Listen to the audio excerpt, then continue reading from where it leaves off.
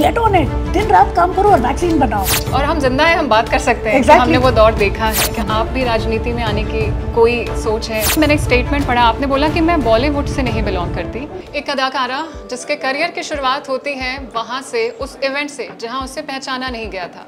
ये बात उस वक्त की है जब वो बहुत छोटी थी और वो अपने फैमिली के साथ उस इवेंट में गई थी, और वहाँ से जब वो घर लौटती हैं तब उनका कहना था अपने बाबा से कि सब दादा को पहचान रहे थे, कोई मुझे क्यों नहीं जान रहा था। तब बाबा ने कहा था, कोई तुम्हें क्यों जानेगा, तुमने किया क्या है। ये एक सवाल था और उसके बाद वो सफ़र शुरू होता है। और ये कोई और नहीं, ये है पल्लवी जोशी जो हमारे साथ है। और ये सफ़र मैं यहीं नहीं रोकूंगी, इसके बाद वो सफ़र शुरू है पहचान का, और आज उन्होंने कई नेशनल अवार्ड जीत लिए हैं। तो एक लड़की को अंदर जिसे आर्किटेक्ट बनना था, ये सवाल छू जाता है और वो आज हमारे सामने बतौर एक्ट्रेस एक बेहतरीन अदाकारा के तौर पर है। तो पल्लवी जी, आपका आज तक डिजिटल के मंच पे स्वागत है। Thank you very much. हाँ, और ये किस्सा मैंने जब पढ़ा तो मुझे खुद में लगा कि आपको आर्किटेक्ट बनना था और आप 5 साल की उम्र में ये सोचती थी तब बचपने में कहीं कि जो एक्ट्रेस बनते ना ये लोग अच्छे नहीं होते, ये कहीं मैंने पढ़ा। लेकिन फिर आप इस फील्ड में आती हैं और एक नई परिभाषा आपने दी है। अभी मैम आप नई कहानी लेके आ रही हैं, वैक्सीन वॉर।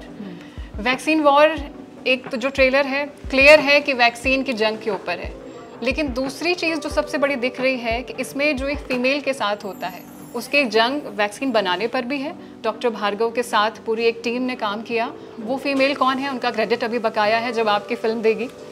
और लेकिन उनकी जंग अपने घर पर भी है, क्योंकि सीन है लेडी एक्ट्रेस अपने बर्तन रख रही है किचन में और वो कहती है वैक्सीन नहीं तो ज़िंदगी नहीं। तो वो 2 जंग दिखती हैं कि उसको अपने घर में भी जस्टिफाई करना है। तो मैं आपसे पूछना चाहती हूँ कि ये जंग क्यों इतनी मुश्किल होती है एक औरत की? देखिए, औरत के लिए तो बहुत सारे लेबल्स हमेशा से लगाए गए हैं। हाँ। कि वो एक पत्नी भी है, वो एक माँ भी है, वो एक बेटी भी है, वो एक बहू भी है। और आज तक महिला ने वो सारे रोल बहुत अच्छे से निभाए हैं। एक नया काम अभी शुरू हुआ है, अभी मतलब अभी नहीं हुआ है, बहुत पहले से औरतें काम कर रही हैं, लेकिन हमेशा उनके ऊपर ये एक दबाव रहा है हमेशा कि पहले घर संभालो और फिर काम करो। लेकिन मुझे ऐसा लगता है कि बदलते समय के साथ दोनों को इक्वल इम्पोर्टेंस देना बहुत ज़रूरी है। मैं ये नहीं कह रही हूँ कि जैसे पश्चिमी सभ्यता है उसमें जब औरत घर से बाहर निकलती है काम करने के लिए तो घर वो ना देखे तो भी चलेगा। हाँ। क्योंकि घर देखना मेरे ख्याल से एक बहुत बड़ी जिम्मेदारी का काम है। अगर आपके बच्चे हैं तो आपने इसलिए तो नहीं प्रोड्यूस किए हैं बच्चे कि आपके ऊपर कोई दबाव था कि आपको रिप्रोड्यूस करना है और इस दुनिया को पॉपुलेट करना है। आपने बच्चे इसलिए पैदा किए हैं क्योंकि आप माँ बनना चाहती हैं। हाँ। आपके पति पिता बनना चाहते हैं। तो ये दोनों का कर्तव्य है कि बच्चों को देखें। आज तक जिस तरह के रोल डिविजन्स हमने देखे हैं वो ये हैं कि पिता बाहर जाएगा, बच्चों के लिए कमाएगा और उनको पाल पोस के बड़ा करना, उनको संस्कार देना, ये सब माँ का काम है। अब जब माँ भी बाहर निकल रही है, उसको भी एजुकेशन मिल रही है, वो एजुकेशन के साथ कुछ एक ऐसी अपनी पहचान से ज़्यादा अपने देश के लिए कुछ एक ऐसा काम कर रही है, उसमें सबका साथ ज़रूरी है। और ठीक उसी तरह से ये भी बहुत ज़रूरी है कि आप बच्चों को अच्छी तरह से पाल पोस के बड़ा करें। बच्चों को बच्चे बड़े तो अपने आप हो जाते हैं, लेकिन उनमें संस्कार डालना, उनको हर अच्छे बुरे चीज़ के बारे में सही टाइम पर बताते जाना, उनको ये बताना कि हमारा कल्चर क्या है, हम किस तरह बड़ों की इज्जत करते हैं, कैसे एजुकेशन हमारी लाइफ का सबसे इम्पॉर्टेंट हिस्सा होना चाहिए और रिलेशंस कैसे मेंटेन करने चाहिए, एक दूसरे के काम कैसे आना चाहिए। सेल्फिश तो पूरी सोसाइटी होती है, लेकिन सेल्फलेसनेस के साथ आपको किस तरह से काम करना चाहिए, ये सारी चीज़ें तो सिर्फ पेरेंट्स ही दे सकते हैं और खासकर एक माँ दे सकती है। तो अगर कोई भी औरत समझती है कि मैं सिर्फ गृहिणी की भूमिका निभाऊंगी तो उसमें कुछ गलत बात नहीं है, लेकिन ऐसी औरतों को हम लोग एम्पावर्ड नहीं समझते। और ये बहुत बड़ी हम गलती करते हैं, क्योंकि मुझे याद है जब हम बचपन में बड़े हो रहे थे तो जो हमारे परिवार की जो पार्टियाँ होती थी, मेरे माँ और पिताजी के जो दोस्त थे, हम कभी डिनर के लिए जाते थे बाहर, उनके साथ कहीं पार्टी में जाते थे। एक समय के बाद मेरी माँ खड़ी हो जाती थी, पिताजी को देखती थी, कहती है चले देर हो रही है, और मेरे पिताजी तुरंत खड़े हो जाते थे। तो कभी मतलब ये दो राय नहीं थी कि अरे यार बैठो थोड़ी देर और, क्या है जल्दी, ऐसा नहीं। अगर बोला है, पत्नी ने कहा है, तो फिर जाना चाहिए, क्योंकि समय हो गया आप घर में तब से देख रही हैं, तो वो रिस्पेक्ट, हाँ, और ये रिस्पेक्ट बहुत ज़रूरी है। तो अब ये जो महिलाएं जिनकी भूमिका हम सब लोग निभा रहे हैं, इस फिल्म में हमने सबके असली नाम यूज़ किए हैं। तो मैं निभा रही हूँ जो किरदार, वो डॉक्टर प्रिया इब्राहिम का है। तो हमारी जो ICMR जो है, Indian council of medical research, ये एक पेरेंट बॉडी है जिसमें communicable and non communicable disease पे बहुत ज़्यादा रिसर्च होती है। और उसके अंडर, वो एक अम्ब्रेला के अंडर हमारे बहुत सारे इंस्टीट्यूट्स आते हैं, जैसे ट्यूबरक्लोसिस इंस्टीट्यूट है, कैंसर इंस्टीट्यूट है, ऐसे बहुत सारे, मेरे ख्याल से 26 या ऐसा कुछ नंबर है, I am not very sure about the number, but something to that level. उसमें से एक इंस्टीट्यूट पुणे में है, which is called the National Institute of Virology, और इसकी डायरेक्टर थी डॉक्टर प्रिया इब्राहिम। कोविड आने के बस 2 महीने पहले उनकी वहाँ पे पोस्टिंग हुई, और इतना बड़ा चैलेंज। वो एक डॉक्टर थी और वो CMC वेल्लोर में प्रैक्टिस करती थी अपनी। अब उनको पहली बार एक एडमिनिस्ट्रेटिव जॉब पर गवर्नमेंट ने डिप्यूट किया, और यहाँ वो पहुँची। इससे पहले कि वो अपनी वर्किंग केमिस्ट्री बाकी औरतों के साथ और बाकी जो मेल साइंटिस्ट थे उनके साथ बना पाती, वर्किंग रिलेशंस एस्टैब्लिश हो पाती, एकदम से उनके ऊपर ये जिम्मेदारी आ गई। और डॉक्टर भार्गव जो थे, वो ICMR के DG है, तो वो डिफैक्टो सारी इंस्टीट्यूट्स के सारे हेड्स के बॉस हो जाते हैं। तो उन्होंने इतना ज़्यादा प्रेशर डालना शुरू किया प्रिया जी पे, और वो गलत नहीं था प्रेशर, क्योंकि वो वैक्सीन बहुत तेज़ रफ्तार से बनाना बहुत ज़रूरी था हमारे लिए, क्योंकि वैक्सीन तो बनने के बाद का एक प्रोसेस भी जो है, कि जो मैन्युफैक्चर करना है, डिस्ट्रीब्यूशन करना है, वैक्सीन रोल आउट करना है, और हमारी लोक संख्या तो देखिए आप, 135 करोड़ लोगों को वैक्सीन देना, और वो कोई तेजी से वायरस फैल रहा था। हाँ, और कोई छोटी बात नहीं थी। हमें पता था कि महीनों लग जाएंगे सबको इम्यूनाइज कर, पहला इंजेक्शन देने में ही महीनों लग जाएंगे, फिर उसके बाद एक बीच का समय जाएगा, फिर दूसरा इंजेक्शन लगेगा उनको, और उसके 4 हफ्ते बाद इम्यूनिटी आएगी। तो ये प्रोसेस, तो इसको तो आप कट शॉर्ट नहीं कर सकते। तो क्या सबसे क्या हम लोग शॉर्टन कर सकते हैं, वो वैक्सीन बनाना। तो गेट ऑन इट, दिन रात काम करो और वैक्सीन बनाओ, बस। ये जो प्रेशर वो किट के अंदर देख के लग रहा है, उसमें शायद हम आगे ना, कोविड नहीं है, अब मास्क नहीं लगाते, तो वो दर्द हम भूल जाते हैं। बिल्कुल। लेकिन अभी वो ट्रेलर देख के रियलाइज हो रहा है कि नहीं, हमारे पीछे कितने बड़े हीरोज लगे थे, सुपर हीरोज एक्चुअली यही थे, बिल्कुल, जिनकी वजह से हम जिंदा हैं और हम बात कर रहे हैं। आप सोचिए, हमें जब ये हिदायत दी गई थी, एक रेगुलेशन हो गया था कि मास्क के बिना आप कहीं बाहर नहीं जाएंगे, मास्क पहन के ही आप प्लेन में सफ़र करेंगे। कितने लोग मास्क उतार देते थे ये कह के कि हम लोग सांस नहीं ले पा रहे, हमारा दम घुटता है। जो वैक्सीन बनाने की प्रोसेस होती है, मैं आपको बताऊं, उसमें एक हमारी जो एक सबसे हायर लेवल की एक लैब होती है, जिसको BSL 4 लैब कहा जाता है, जो बायो सेफ्टी लैब्स होती हैं। उसमें 2 पॉइंट समथिंग, 3, 4 ऐसे अलग अलग लेवल्स होते हैं। सो 4 is considered the safest lab, and it is probably as tightly scrutinized and as tightly monitored as a nuclear lab. क्योंकि एक समय में वहाँ पे there could be millions of viruses. तो उन पे अगर टेस्ट करना है तो the scientists have to be protected.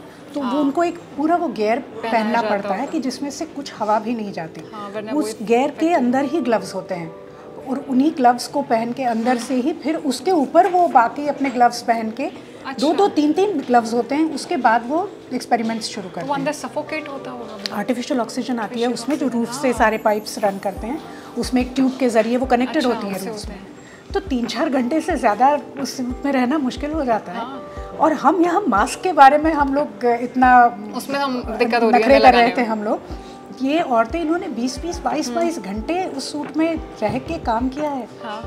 और इसीलिए आप और मैं इतने पास हम लोग बिना मास्क के बैठे हैं आज, और हम जिंदा हैं, हम बात कर सकते हैं। exactly. हमने वो दौर देखा है, वरना ये इंटरव्यू ही नहीं होता अगर वो वैक्सीन ना होती तो। बिल्कुल। और ये फिल्म के लिए हम बिल्कुल, हमें वेट है कि हम वो लोग जाने, क्योंकि अब सिनेमा बहुत बड़ा रीज़न होता है, कई बार वो सच ऐसा दिखा देता है जिसको हमने महसूस नहीं किया। ये है वैक्सीन वॉर की बात। अब मैं आप बात कर रही हूँ मैम, अभी महिला आरक्षण बिल आया है संसद में, दोनों सदनों में पास हुआ है। वो बिल आने पे पहला तो मेरा सवाल है, जैसे आपकी फिल्में आ रही हैं, जैसे आप हैं, क्या आप भी राजनीति में आने की कोई सोच है? क्योंकि हमें ऐसे लोग चाहिए इसलिए। हाँ, नहीं, मुझे हमेशा से ऐसा लगता है कि जो भी लोग थोड़ा बहुत अपने देश के बारे में सोचते हैं, देश के लिए कुछ करना चाहते हैं, उनको तुरंत लोग पूछने लगते हैं कि आप राजनीति में आएंगे। बिल्कुल, क्योंकि हमें ज़रूरत है। हाँ, लेकिन राजनीति के अलावा भी बहुत सारी सेवा है जो आप कर सकते हैं। और राजनीति में जैसे ही आप आते हैं तो आपको राजनीति करनी पड़ती है, खेलनी पड़ती है। फिर आप किसी पार्टी के प्रवक्ता हो जाते हैं, आपको एक पार्टी विशेष के बारे में बोलना पड़ता है, फिर चाहे कुछ पॉलिसीज़ उनकी सही हो गलत हो, लेकिन आप उसके बारे में बात नहीं कर सकते। एक इंडिपेंडेंट सिटीज़न होने के नाते आज मुझे ये पूरी छूट है कि मैं जो चाहूँ वो मैं कर सकती हूँ, और जो मैं चाहूँ वो मैं अपनी सरकार तक पहुँचा सकती हूँ कि ये चेंजेस सोसाइटी में बहुत ज़रूरी है, क्योंकि मैं बाहर से देख रही हूँ। जैसे आप देखिए, हम लोग इतने दिनों से ये प्रमोशंस कर रहे हैं हमारी फिल्म के। इसके बाद हम लोगों को पूछते हैं कि क्या भाई कुछ क्या लग रहा है फिल्म के बारे में, क्या लग रहा है, क्योंकि हम बाहर से नहीं देख पा रहे हैं, हम तो इन्वॉल्व हैं उसमें। तो एक ऑब्जेक्टिव पॉइंट ऑफ व्यू बहुत ज़रूरी होता है। और शायद आप हैं, मैं हूँ, हमारे जैसे लोग जो कि बहुत जागरूक हैं अपने एनवायरनमेंट को लेके, हमारे आस पड़ोस की चीज़ों को लेके, हमारे देश को लेके, हम ही ये ऑब्जेक्टिविटी तो सरकार को दे सकते हैं, चाहे जो भी सरकार हो। लेकिन इस बीच मैम, अभी जब सदन में था तब जया बच्चन जी का बयान आया कि हम कौन होते हैं महिलाओं को आरक्षण देने वाले, तो उनकी सहमति थी, वो खुश थी, लेकिन उनका ये था। तो आपको ये लगता है कि ये बिल आने से कि क्या हमने एक ठप्पा लगा दिया है कि अब सरकार आरक्षण देगी तभी महिलाओं की? उनका कहना था देखो मैं आ गई हूँ, आरक्षण नहीं था यहाँ तक, तो महिलाओं को हम कौन होते हैं आरक्षण देने वाले? आपको क्या लगता है कि ये कैसा है? नहीं, देखिए, उनकी बात उनके लिए बहुत सही है, और वो जो कह रही है वो अपने परिप्रेक्ष्य में कह रही थी, वो बिल्कुल सही थी। लेकिन जब हम पूरे भारत की बात करते हैं तो हाँ, हम सिर्फ शहरों की बात नहीं कर सकते, हम गाँव खेड़ों की भी बात कर रहे हैं। आज देखिए, गांव में जाने की क्या ज़रूरत है, शहरों में भी आज भी ऐसे बहुत सारे परिवार हैं जो ये सोचते हैं कि हमारी बहू बाहर जाके काम नहीं करेगी, वो सिर्फ घर संभालेगी, और अगर करेगी तो सिर्फ अपने पति के साथ काम करेगी, या कोई अच्छी सरकारी नौकरी करेगी। या वो छवि, वो मानसिकता इसलिए है क्योंकि एक बाहर जाके काम जो औरत करती है उसकी एक हमने छवि बनाई है, जो कि बहुत एक पश्चिमी दृष्टिकोण से हम देखते हैं कि वो आज़ाद ख्याल की हो जाती है, अपनी मर्जी करती है, फिर वो घर में कुछ नहीं करेगी, फिर वो सास को कहेगी कि तुम किचन संभालो भाई, बच्चों की परवरिश तुम करो, ये तो मेरे this job is under me, I mean it's not up to my level. ऐसा नहीं है, और इसीलिए ये वैक्सीन वॉर जैसी फिल्म बहुत इम्पोर्टेंट हो जाती है, क्योंकि इसमें जो महिलाएं आप देखेंगी वो बिल्कुल ऐसी हैं जैसे कि आपकी भाभी है या आपकी माँ है घर पे। उनका गेटअप देख के लग रहा है वो बिल्कुल एक कॉमन फीमेल देख के लग रहा है घर से। देखिए, आप और मैं, हम लोगों का काम है कैमरे के सामने आना, इसलिए हम थोड़ी चेहरे की देखभाल करते हैं, हम थोड़ा मेकअप का थोड़ा सा वो रखते हैं कि किस तरह से ठीक लगना चाहिए कैमरे के सामने। उनका तो वो जॉब नहीं है, तो उनको वैनिटी कॉन्शियस होने की ज़रूरत भी क्या है? बिल्कुल, वो जाती हैं बाहर, जैसे आमतौर पे महिलाएं जाती है, अपना बस पाउडर लगाई, लिपस्टिक लगाई और एक बिंदी लगाई, 2 चूड़ियाँ हाथ में, गले में सोने की चेन, और अपनी साड़ी को सेफ्टी पिन से वो स्वीट्स करके वो वैसे निकल गई। और वो अपना घर भी देखती हैं, वो मतलब तब मेड्स नहीं थी उनके घर पे भी, तो कोविड में तो सबकी यही हालत थी, पूरा काम उधर भी किया, इधर तो घर भी संभाला, बर्तन भी धो रही थी घर में खाना भी बना रही थी, बच्चों का वो ऑनलाइन क्लासेस चल रहे थे, उसमें होमवर्क भी करा रही थी, और लैब में खड़े होकर वो वैक्सीन भी बना रही थी। तो ये जो इंडियन नारी की जो छवि है वो ऐसी अगर है तो किसी को आपत्ति नहीं होगी अपने बहुओं को बाहर भेजने में। बिल्कुल, और ये छवि बाहर आनी बहुत ज़रूरी है। एक टाइम पे मैम आपका भी करियर है ना, आपने बैक गियर लगाया है और आप पीछे आई हैं, वो शायद वो दौर वो था जब विवेक सर अपना करियर स्टार्ट कर रहे थे, और आपने तो इतने छोटे से शुरुआत से काम किया है कि आप अपना पीक देख चुकी हैं अच्छा खासा, और वो चल रहा है मैं तो कहूँगी। तो मुझे ये था कि आपको जब आप बतौर औरत उसको देखती हैं, तो ये क्या इंडियन उसमें कि क्या ज़रूरी है कि एक औरत ही बैक गियर लगाए, पीछे आए और वो पति को आगे, या पति चलो एस्टेब्लिश भी है, तो क्या घर संभालना ये सिनेरियो क्या है कि औरत को ही संभालना है? देखिए, उसमें 2 चीज़ें हैं। एक तो मैं सबसे पहले अपनी बात करूँगी जब मैंने डिसीजन लिया कि मैं अभी कुछ साल काम नहीं करूँगी, वो उसकी एक वजह ये थी कि मेरे बच्चे हो चुके थे तब। और जैसे मैंने शुरू में कहा कि मैं चाहती थी बच्चे हो और मैं उनकी देखभाल करना चाहती थी, मैं उनके साथ समय बिताना चाह रही थी। तो मेरी बेटी जब हुई तब हर बच्चे के कुछ माइलस्टोन्स होते हैं कि पहले दांत निकलता है, फिर वो उनके साथ चीज़ें जुड़ी होती हैं, चलने लगती है, वो मोमेंट होते हैं। हाँ, फिर वो पहले करवट कब बदलते हैं और पहली बार कोई शब्द कब बोलते हैं। तो ये सारे जो माइलस्टोन्स होते हैं बच्चे के, ये हर माँ चाहती है कि वो विटनेस करे। मैंने अनफॉर्चुनेटली इसमें से 2 मैंने खो दिए। अच्छा। और मुझे घर आने के बाद, शूटिंग से घर आने के बाद पता चला कि अरे आज सुबह से ही ये घुटनों चल रही है, या आज सुबह देखो इसका दांत निकल रहा है। तो मुझे इतना, मैं आपको बता नहीं सकती, मैं रोने लगी थी कि मैंने ये मिस कैसे कर दिया। अच्छा, बच्चे का वो मोमेंट। और वो एक ऐसा जीव है जो मेरे अंदर था 9 महीने, मैंने संभाला है उसको, और मुझे नहीं पता इसने क्या किया। हाँ, और एकदम से अभी इसकी इंडिपेंडेंट लाइफ शुरू हो गई, मुझसे कुछ लेना देना नहीं, मुझे पता नहीं है। तो मैं इतना एलियनेटेड फील करने लगी उस वक्त। और फिर मैंने कहा कि ये नहीं हो सकता, I want to spend time with my children, और किसी को तो समय बिताना चाहिए उनके साथ। तो पहले तो मैंने कहा कि नहीं, मैं ये सारे माइलस्टोन्स उनके जब कवर हो जाएंगे 1-1.5 साल तक, तब तक मैं घर पे बैठूँगी। तब तक तो चलिए, किसी को आपत्ति नहीं थी, कुछ महीने की बात थी। लेकिन उसके बाद जो आप एक्सपीरियंस मदरहुड करते हैं, आपको, जैसे मैंने जो पहले सारी चीज़ें बोली, ये रियलाइज़ होने लगता है कि ये सिर्फ बच्चों को बड़ा करना नहीं है, बच्चों को उनके साथ बड़ा होना। हाँ, और मैं भी तो हर पल सीख रही हूँ। पहले बच्चे के साथ आप भी तो हर दिन सीखते हैं। माँ थोड़ी ना होते हैं पहले से, आप बनते हैं। तो जैसे मेरी बेटी जब 2 साल की थी, तब मुझे नहीं पता था कि 3 साल की बच्ची की माँ बनना क्या होता है। आज मेरी बेटी 24 साल की है, पर वो 25 साल की उम्र में जाके क्या करेगी मुझे अभी भी नहीं पता है।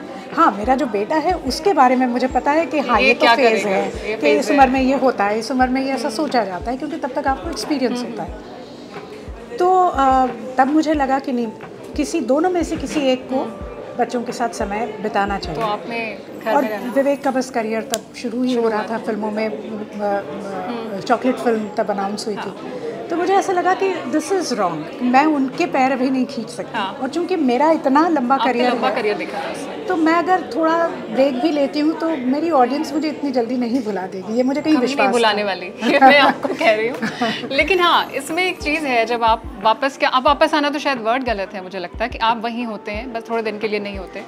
इस बीच आपका मैंने एक स्टेटमेंट पढ़ा, आपने बोला कि मैं बॉलीवुड से नहीं बिलोंग करती, मैं इंडियन सिनेमा, मैं भारतीय सिनेमा से बिलोंग करती। इस स्टेटमेंट के पीछे एक तो पेन है, एक शिकायत है, तो वो किससे है और वो क्या शिकायत है? शिकायत नहीं है, ये स्टेटमेंट ही है। मतलब में स्टेटमेंट, बॉलीवुड से नहीं हो। और ये मेरा बचपन से था, जब मेरी वो सोच थी कि यहाँ पे अच्छे लोग नहीं होते। मैं शायद तभी से, मैं पैदा ही शायद इस सोच के साथ हुई थी कि मुझे कुछ अलग करना है। Now when I look back, मतलब तब तो मुझे पता नहीं था। मैंने हमेशा, चूँकि मेरी नानी फिल्मों में काम किया करती थी, तो हमारे घर में एक आर्ट का माहौल शुरू से रहा है। मेरी माँ सिंगर थी, वो गाना सिखाती थी, मेरे पिताजी प्ले राइट रहे हैं, और सब हमारे घर में कलाकार हैं। तो कला की सेवा क्या होती है, ये हमने बचपन से सीखा है। और कभी भी ग्लैमर से आकर्षित होकर कुछ नहीं करना है, ये बचपन से हमको सिखाया गया है। तो जो एक स्टारिज्म जो होता है कि आप चले तो आपके पीछे 25 लोग चल रहे हैं और सब आपको सलाम कह रहे हैं, और मतलब इस तरह से जो आपका औहदा एक कॉमन सिटीजन से कई ज़्यादा ऊपर हो जाता है, जो ये मुझे कभी समझ में ही नहीं आया। आपको इस बीच ऐसा नहीं लगा कि कई बड़े रोल ऐसे थे, या एक जो विंग है वो डिटैच हो रही है आपसे या हो चुकी है? कई लोग, जैसे कश्मीर फाइल आई, उसके बाद तो एक होता है ना, सक्सेस मिल गई तो दोस्त भी नए बहुत जल्दी बन जाते हैं, या पुरानों को भी याद आ जाती। तो आपको वो दूरी महसूस हुई इंडस्ट्री में? आप इतना काम करने के बाद भी लोग आपसे कट रहे हैं दूर से? ये पहले हो चुका था, कश्मीर फाइल्स के बाद नहीं हुआ, उससे पहले हो चुका था, बधाई ने ट्रैफिक जाम के वक्त। लेकिन मेरा कहने का तात्पर्य ये है कि मैं कभी किसी और से बड़ा या छोटा अपने को महसूस नहीं करना चाहती। मैं समझती हूँ मैं भारत की एक आम नागरिक हूँ, और मुझे मेरे देश ने सारे उतने ही हक दिए जितने के आपको दिए हैं। एक सड़क पर जो आदमी, जिसके पास अपने जीवन जीने के कोई भी मीन्स नहीं है, जो शायद भीख मांग के बेचारा जिंदा है, उसके राइट्स और मुकेश अंबानी जी के राइट्स सेम हैं। तो इसमें कोई फ़र्क नहीं है, वो सेम है। तो मैं क्यों अपने आप को इतना स्पेशल फील कर रहा हूँ कि मैं कुछ आसमान से थोड़ी ना टपकी हूँ। हाँ। मैं भी बाकी लोगों की तरह अपना काम करती हूँ। काम फ़र्क हो सकता है हर आदमी का। मेरे घर पे जो मेड आती है वो 5 घर के बर्तन धोती है। अच्छा। और वो खुद अकेले अपना घर चला रही है। अपनी बेटी को उसने पढ़ाया है, अभी वो फिजियोथेरेपी पढ़ रही है उसकी बेटी। ये कितनी बड़ी अचीवमेंट है, बहुत बड़ी अचीवमेंट है। वो तो उससे ज़्यादा जागरूक कौन है आज की तारीख? उसका काम अलग है मुझसे, लेकिन उसमें और मुझ में फ़र्क क्या है? आज मैं भी तो जो कमा रही हूँ, जो भी मेहनत कर रही हूँ, अपने बच्चों के लिए तो कर रही हूँ। बिल्कुल। तो ये जो एक अपना अलग स्टेटस लेके जो लोग आते हैं, उसको, उस क्लास को मैंने कभी बिलोंग नहीं किया। और मुझे हमेशा ये लगा कि जो भी आपका किरदार है, आपका काम क्या है? मेरा काम भूमिका निभाना है। हाँ। मैं एक कलाकार हूँ, मैं एक आर्टिस्ट हूँ। आर्टिस्ट का काम होता है एक ब्लैक कैनवस पे रंग भरना। अगर मैं पल्लवी जोशी ही हर मूवी में दिखती रही, तब तो मतलब मेरे में और बाकी लोगों में तो कोई फ़र्क नहीं क्या रहेगा। लेकिन अगर आपको ताशकंद फाइल्स की आयशा अली शाह एक दिखती है और कश्मीर फाइल्स की राधिका मेनन, ये दो अलग दिखते हैं। वो दिखता, फ़र्क दिखता है। और अगर प्रिया इब्राहिम आपको वैक्सीन वॉर की बिल्कुल अलग लगती है। और अगर ताशकंद कश्मीर फाइल्स में मुझे लोगों ने मेरे सामने आके कहा कि बहुत गुस्सा आ रहा है, ऐसा लग रहा है चाटा मार दूँ, लेकिन वो अचीवमेंट है आपका। वो मेरा सबसे बड़ा अचीवमेंट है आपका। और उसको देखने के इमीडिएटली बाद 1-1.5 साल के अंदर मेरा एक इतना पॉजिटिव किरदार आ रहा है, जो लोग आके they are hugging me and saying तुमने तो रुला दिया। तो this is, I am not saying कि this is my victory, this is my job. It just means that I know how to do my job. अभी के दौर में मैम क्या होता है कि कोई भी एक्ट्रेस ना बोलना नहीं चाहती। आप एटलीस्ट अपनी फिल्मों के माध्यम से, आप सोशल मीडिया पे नहीं होते हैं, लेकिन आप बोलती हैं। आप अपनी, जब आपसे सवाल होते हैं, बेबाक राय आती है। एक अकेली शायद मुझे लगता है कंगना है जो बोलती हैं, पर उनको भी ऊपर ये ठप्पा आ जाता है कि वो एक पर्टिकुलर विंग से बिलोंग करती हैं। तो अभी कौन सी एक्ट्रेस आपको लगता है कि ये कोई दौर है, मतलब यहाँ पे ऐसे जो लोग चल रहा है, ये सिनेरियो बना दिया गया है, और कंगना का इस तरह बेबाकी से राय देना, और लेकिन वो शानदार काम भी करती है, तो वो दोनों चीज़ें कैसी लगती हैं? कि वो कई बार लोग कहते हैं वो पॉपुलैरिटी के लिए ऐसे बयान देती हैं, कि क्या ये सही लगता है कि अगर कोई बोल रहा है तो उस पर इस तरह का ठप्पा? मैंने बहुत ज़्यादा कंगना को नहीं सुना है, क्योंकि वो अधिकतर सोशल मीडिया पे वो एक्टिव होती है, तो वो मैंने तो देखे नहीं है। हाँ, सुनने में आया है कुछ, लेकिन मैं आपको बताऊँ, ज़िंदगी के पड़ाव होते हैं अलग अलग। जो लोग नहीं बोलते वो डिप्लोमेटिकली चुप हो जाते हैं, क्योंकि वो किसी को नाराज़ नहीं करना चाहते। कुछ लोग बोलते ही इसलिए हैं ताकि कुछ लोग नाराज़ हो, और वो एक अपना उनकी कहीं बात हो और वो अपना वर्चस्व जो है वो समाज में दिखा पाएँ। लेकिन एक दौर होता है ज़िंदगी का, एक जब आप छोटे होते हैं, आप में बचपना होता है, जब आप जवान हो जाते हैं तो आप में एक वो जवानी का जोश होता है, और जब आप अधेड़ उम्र में पहुंच जाते हैं तब आपको दोनों तरफ के पक्ष समझ में आने लगते हैं। क्योंकि ज़िंदगी के ऐसे मोड़ पे हूँ मैं, मतलब मैं डिप्रेसिंग बातें नहीं करना चाहती, लेकिन जितने साल मैंने जिए हैं उससे तो कम ही जीने हैं अभी आगे। तो अभी दूसरों को खुश तो बहुत किया, अभी जो मैं चाहती हूँ वो तो इस ज़िंदगी में करके जाऊँ। बिल्कुल। जो मेरे मन में आता है, जो मैं बोलना चाहती हूँ, वो मैं बोलूँगी। इसके बाद अगर किसी को उसके बारे में बुरा लगता है तो मैं उनसे क्षमा मांगती हूँ कि आपके किसी एक विशेष व्यक्ति के अगेंस्ट मैंने नहीं बोला, लेकिन ये मेरी राय है, और मेरी राय मुझे बिल्कुल फ्रैंकली लोगों के सामने रखने का पूरा हक है। बिल्कुल, इसी के साथ हम समअप करेंगे, और ये बहुत अच्छी बातचीत रही। आपको कैसा लगा ये तो पता चलेगा। बहुत अच्छा लगा, लेकिन हाँ, वेरी फ्रेशनेस था इंटरव्यू में, so thank you for that. Thank you ma'am. और वैक्सीन वॉर बहुत सारे सक्सेस ले, कश्मीर फाइल से भी बेहतर जाए, क्योंकि इसका मुद्दा बहुत बड़ा है और हर इंसान तक इसका पहुंचना बहुत ज़रूरी है। And thank you ma'am, thank you so much. Thank you very much.